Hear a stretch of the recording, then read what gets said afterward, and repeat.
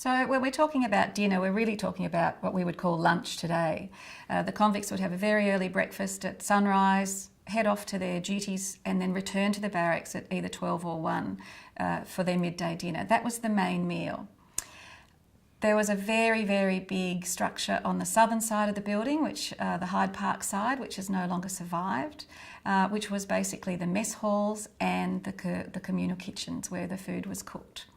So it was very much a sort of like a military mess where the convicts would sit at tables of 6 and the head messmate would go up and receive the food in a sort of a bowl or basin. They would bring that back to the table and then dole it out at the table to their messmates.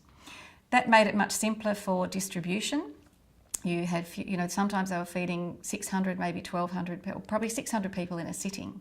So it meant only 100 people had to queue up for their, bucket of food. They'd take that back to the table, and by ladling it out publicly, that was the way that the other convicts could see that everyone was getting a fair share and there was no favouritism, because that was always a matter of contention. And then there was a big loaf of bread on the table, which again, you'd divvy up so that everybody got an equal share. Food really punctuated the day and it really sort of shaped the routine of your day. So you'd get up and breakfast over in the mess hall, you'd file out off to work, you'd return to the barracks for your dinner, which again was your main meal of the day. You'd head back out to work till sunset. There's really no mention of our idea of the evening meal, so supper.